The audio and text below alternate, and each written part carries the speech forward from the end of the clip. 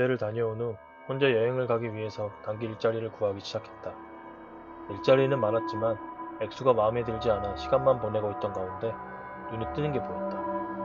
단 하루만 일하는데 무려 20만 원이나 준다는 것이었다. 일도 크게 어려운 것도 아닌 단순 노무인 무대 설치 및 제거였다.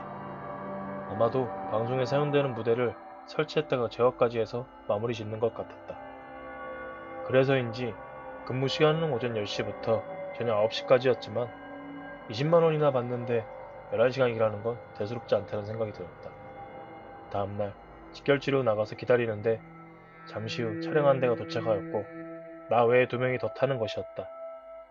종일 같이 일해야 했기에 사람들과 친해지려고 차 안에서 몇 마디 걸어봤는데 별로 대화를 이어가고 싶지 않은 건지 시큰둥하게 대답해야 하는 것이었다.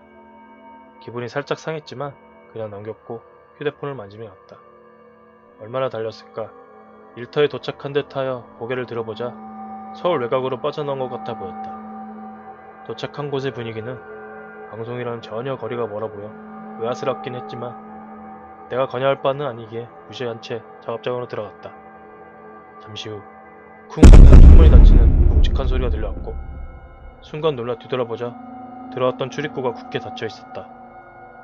문이 얼마든지 닫을 수는 있지만 뭔가 꺼림칙하여 같이 온 사람들은 어떤지 살펴보았는데 아무도 나처럼 신경 쓰는 것 같지는 않았다. 사람들이 별 신경 쓰지 않자 약간은 안심이 되어 직원이 올 때까지 기다리고 있었다.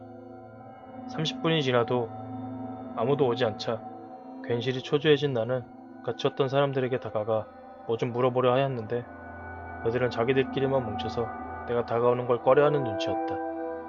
그냥 핸드폰이나 하며 시간을 때우려고 전원 버튼을 눌렀는데 데이터는 물론 일반 전화의 신호까지 잡히지 않는 것이었다.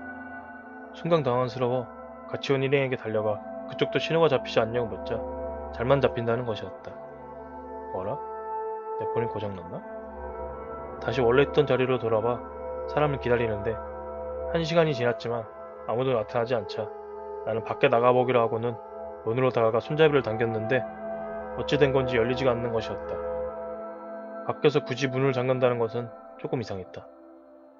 때마침 덩치가 있는 남성 2명이 나타나 이제 일하러 갈 시간이라며 나와 같이 왔던 사람들을 불러 모았고 안으로 들어가면 무지 더울 거니 겉옷은 벗고 물 한 잔씩 마시라며 물을 주었다. 한 잔 들이키고 직원을 따라가는데 이번에도 문을 닫더니 잠그는 것이었다. 왜 자꾸 문을 잠그는 거지? 두려운 마음이 들어 직원에게 물어보자 소음이 새어나가지 않게 하기 위해서라는 대답을 들었는데 이상했다. 문만 닫아도 소음은 새어나가지 않을 텐데 걸어 잠그다니. 더 물어봤다가 짜증날 것 같아 묵묵히 따라가는데 좁은 통로를 지나서 또 하나의 문을 지나치는 순간 정신이 혼미해지기 시작했다. 더워져서 그런 건가 싶었지만 어느새 정신을 잃어가고 있었고 기절하기 직전 사람의 비명소리가 두 귀에 선명하게 들려왔다.